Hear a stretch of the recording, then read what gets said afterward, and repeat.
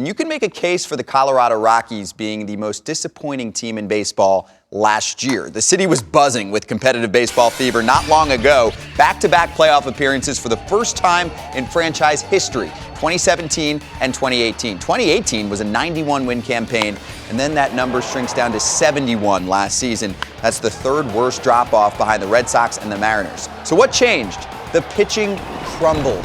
They are heavily reliant on three starters. German Marquez went from great to good, and he did so in less innings. Kyle Freeland, he was the story in 2018. Fourth place in Cy Young voting, one of the best seasons we've ever seen from a Colorado starter. And then things were so bleak last year that he was demoted to the minors for around 6 weeks in the middle of the season. John Gray was the bright spot. Actually had a big year, but got hurt late. So you can see the innings totals from the big three, it dropped dramatically from the year before. That contributes to the worst rotation ERA. 5.87 was the mark last year. If Gray replicates his 2019 with more innings, if Freeland bounces back and German Marquez has the stuff to be what he looked like in 2018, that would go a long way toward getting back to relevancy. It's not like this team is lacking talent. Most of the core from that last playoff squad, it's still there. Blackmon, Story, Dahl, of course, Nolan Arenado for now. Yeah, the face of the franchise might not be there much longer. He signed an 8-year, $260 million extension less than a year ago, and we've heard his name in trade rumors all offseason. Arenado's public displeasure and his opt-out clause after 2021 make it even more likely a trade's going to happen within a year or so. And the Rockies need to maximize his value so that they aren't set back for too long. He apparently expected more free agent activity, but the team does not have more room for spending. In the big picture, they've done some spending. Projected payroll for 2020, about $150 million. They're just not hitting on their big signings. Let's look back at the big money moves lately. Daniel Murphy fractured his left index finger this past season. He was a below-average performer, 87 OPS plus. You can see the WAR just above zero. Ian Desmond, well below average in the first 3 seasons of his 5-year, $70 million contract. Brian Shaw went from consistent reliability in Cleveland to rough times in Denver. And that's not what they expected for Wade Davis when they signed him up for $52 million over 3 years. He hasn't been able to figure out the pitching nightmare that is Coors Field. The departures have stung, with all of the 2019 losses actually ending up in the same place. The Yankees love them some former Rockies. They signed DJ LeMahieu. He ends up finishing 4th in AL MVP voting. Colorado also misses Adam Ottavino.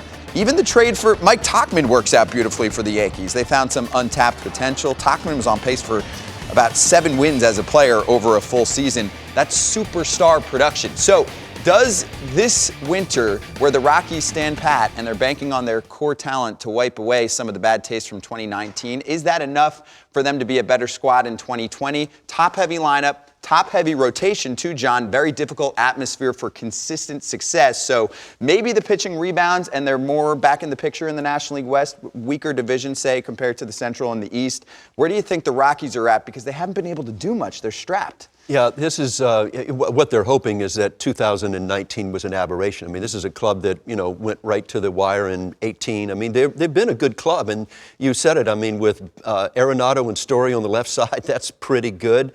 Blackmon's been, he's a great Coors Field player.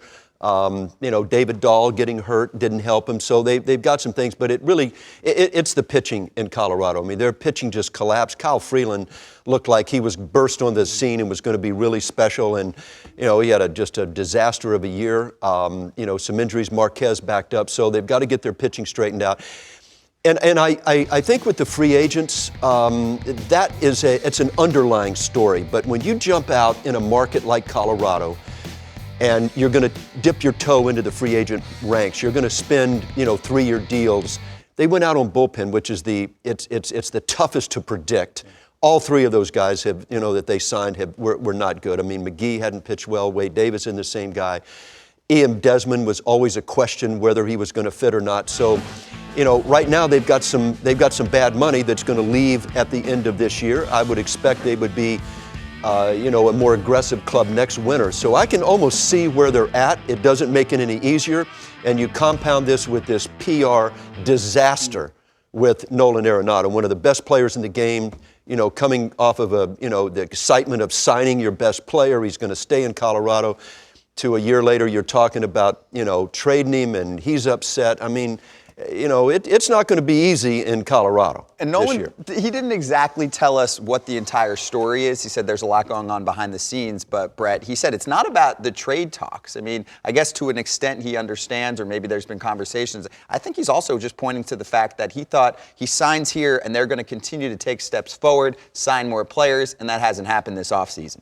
Yeah, I think speaking to the player side of it, I think Nolan, and I think this guy is, if it's possible, he's an underrated player. I watch this guy every day, and I'm going, yeah, there's somebody better than him in the world. Maybe Mike Trout. I think Nolan, and not to say from an egotistical standpoint, but I think he thinks of himself as the Mike Trout of Colorado, and he signed that deal. He was planning on being there for long term, planning on his organization backing him up, giving him a chance to win every year. And next thing you know, he thinks and I think he did. I think we can all agree he signed a fair deal for what he brings to the table.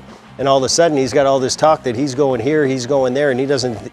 Coming off a frustrating season, 71 and 91, he's kind of in his mind right now going, "What's going on? Where are we going? Am I getting traded? Am I not?"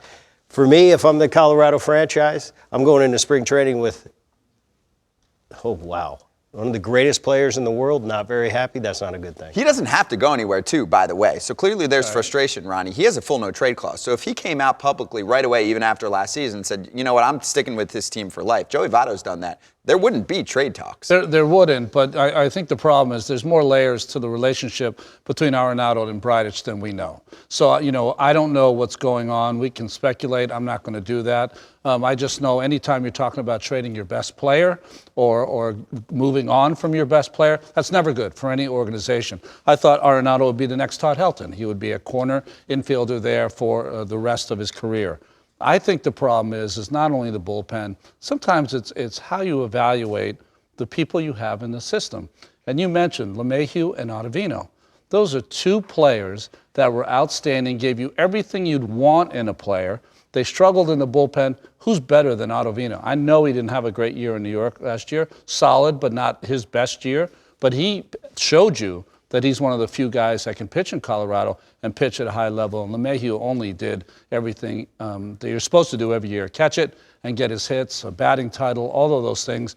He took it to New York, and his versatility was one of the big reasons that they went to the postseason. But I think, I don't know, John, if you feel this way, I think it's so important that before you go out and covet others, understand who you have in-house. Yeah, the old saying of know thy own, know thyself, I think it rings true. And, it's interesting, you're right, because when you look at the signings they've made and then the people that have gone out the door, it's the worst nightmare for a general manager when you make a decision that you're going to move on from a player and that player goes on and becomes a star.